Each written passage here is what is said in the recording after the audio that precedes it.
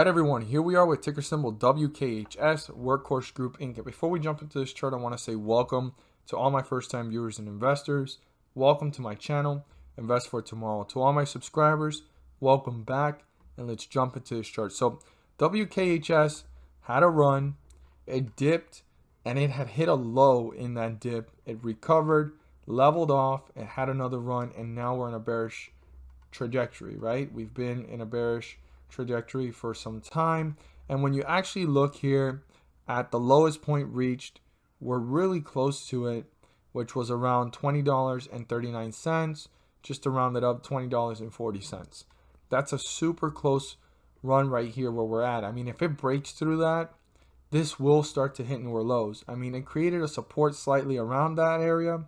It was a little bit below it, a little bit above it, and then from that point forward, it's just been sideways movement, and we're at 2061.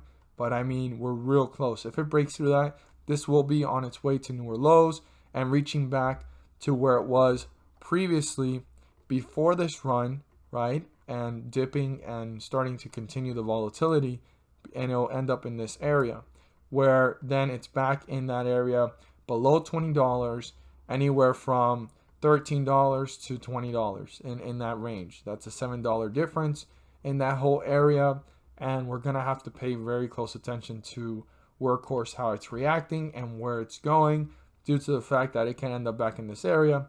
And then there's a support level in that area, which is way down here at $13.40, $13 and some change. And then if it breaks through that, it could end up anywhere into lower points, which we've seen before for Workhorse, but we're gonna have to pay close attention to this one. These are just things that I'm pointing out from the chart previously and what to look for in the coming weeks. But like I've said, as long as we stood above this, it's not going to hit newer lows. But if it breaks through it, this will be well on its way to newer lows. I mean, it touched it and broke through it, but recovered pretty quickly at the lowest point of the day, which was 2036. I mean, 4 cents below that 2040 mark and 3 cents below that 2039 mark, give or take. So right now we're going to look at the last couple of hours of the day after that point and the recovery, the highest point and the lowest point, and going to look at how obviously support was broken through and what our new support level is and how important this support level is, because we're really close to that 2040 mark. And if that gets broken through, like I said, this will test newer lows. And if it does get broken through, I want to emphasize to all investors, we need to pay very close attention to it, due to the fact that this has been up and down volatile, but also it's been below the 50-day moving average for most of the time since October 13th. It slightly broke through it, but it couldn't keep itself up, and it's been falling since that day. So let's go ahead and look at this to the T on exact numbers here. Let's go ahead and get these landed on the right point. And also the 50-day moving average is way up here at 2217. So that's important for every investor to know. 2217, write that down, because if we're below it, we're in bearish territory, and the moment we're above it, we're back onto bullish territory. So Workhorse right now is in bearish territory, and the bears are going to try to continue to break this one to newer lows. So the lowest support level here in the last couple of hours of the day, after hitting that low way down here at 2035, 2036, and also recovering with that slight momentum and now dipping again, that was 2045. So before worrying about way down here, 2045 is an important support level. If that gets broken through, again, I emphasize to all investors, pay very close attention to how this stock is reacting. How quickly is it hitting newer lows? How quickly is it hitting newer support levels? Put your 1 minute, your 5 minute, 15 minute chart.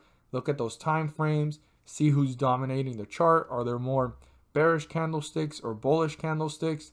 And also the inflow and outflow to see who is dominating this stock and the chart for the day. So 2045 is so important to pay close attention to. And if it breaks through it, watch the behavior of this stock and how quickly is it hitting newer lows, or is it kind of hanging out, giving a chance for the bulls to reappear and bring this one back up.